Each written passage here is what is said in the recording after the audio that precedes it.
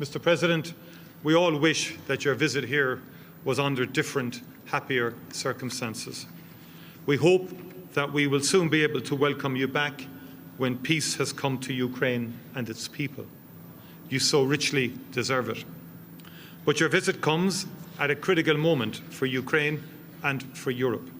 And your decision to visit today underlines to me the value you place in the friendship between Ukraine and Ireland.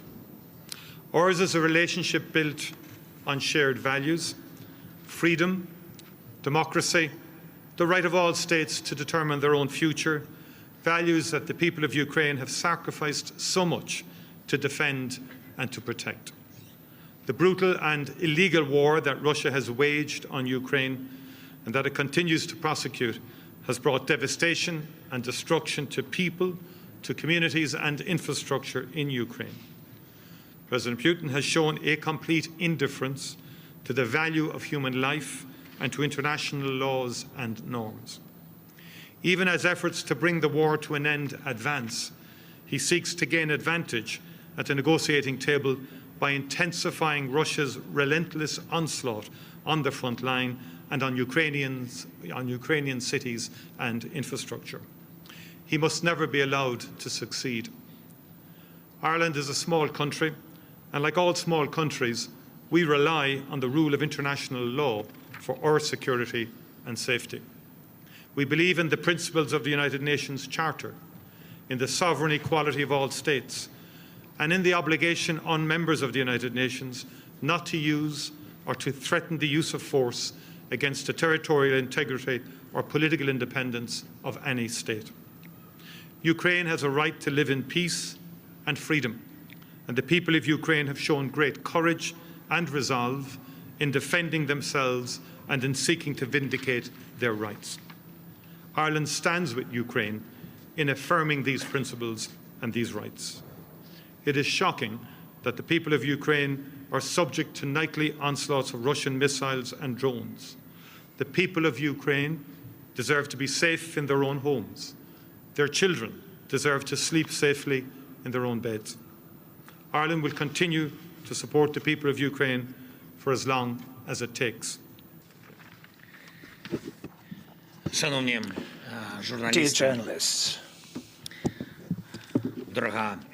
dear Ireland, today marks the first official visit, and Micheal mentioned that, and it's a given fact. It's an official visit, first official visit by a Ukrainian president to Ireland since the establishment of diplomatic relations between our countries, and it comes at one of the most challenging and yet optimistic moments at the same time. Now more than ever, there is a chance to end this war.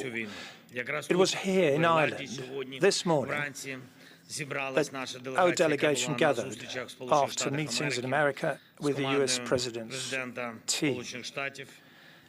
And there are now 20 points that were developed in Geneva, and they were worked upon additionally and finalised in Florida. Some things still need to be worked out. From what I saw, America is taking serious steps to end this war, one way or another, and our task, and I'm sure that this is our common task for everyone in Europe, is to really end this war, their war, not just to get a pause in the fighting.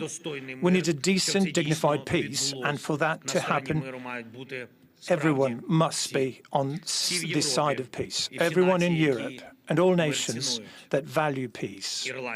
Ireland is a neutral country, but it is certainly not an indifferent country. We're grateful to it. You're helping us, and we appreciate it. We appreciate it very much, both.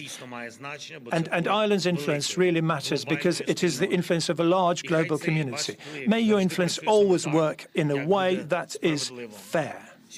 Today, I informed both Micheal and his team about the negotiations and the current prospects, and thank you for your support.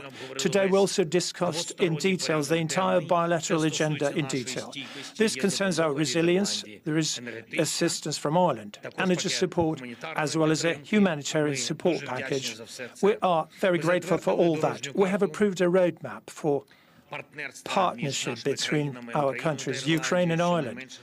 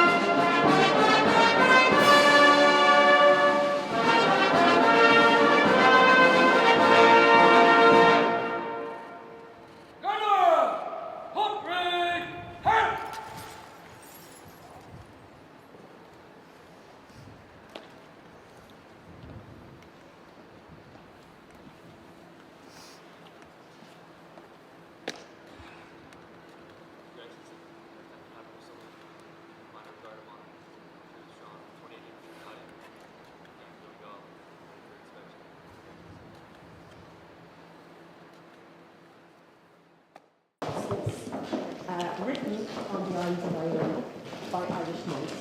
So I think some of the artwork would be similar to the artwork in 100 years ago by Irish monks on the island of Ireland just off the coast of Scotland. Because of the Viking invasions, the monks left with the book, came to Ireland, and they set it at their sister monastery in Kells County. That is why we call it the Book of Kells. Pages, there is colour. So this comes from the, who knows? Here we have angels, and here we have butterflies, and right in the centre we have Jesus with the red curly hair. So we often say in Ireland that Jesus had to be Irish because in the Book of Kells he's a redhead. But he's reflecting the local population, the Scots, the Irish, and the odd Viking around at the time. So we'll actually go in and see the book now.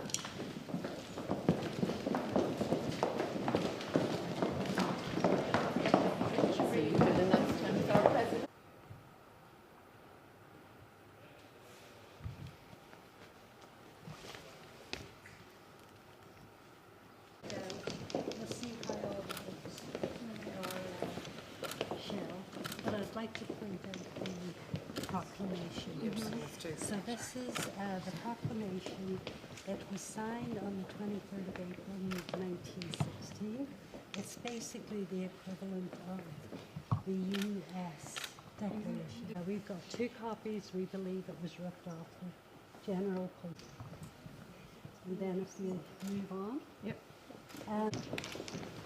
But 2 years ago, the university commissioned to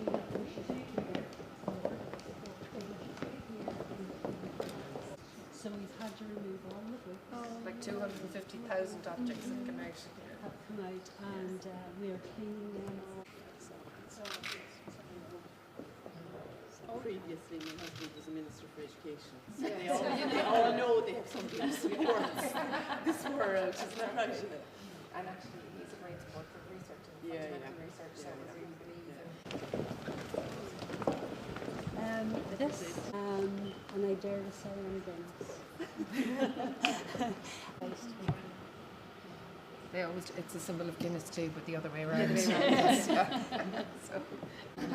as it goes around, you'll see we have here of the world from space. And it actually fits really good that Ukraine is donated to the library. Thank you. First. Okay. First, this camera. If you were to stand out of the background, please, and if you could apart. Just one on either side.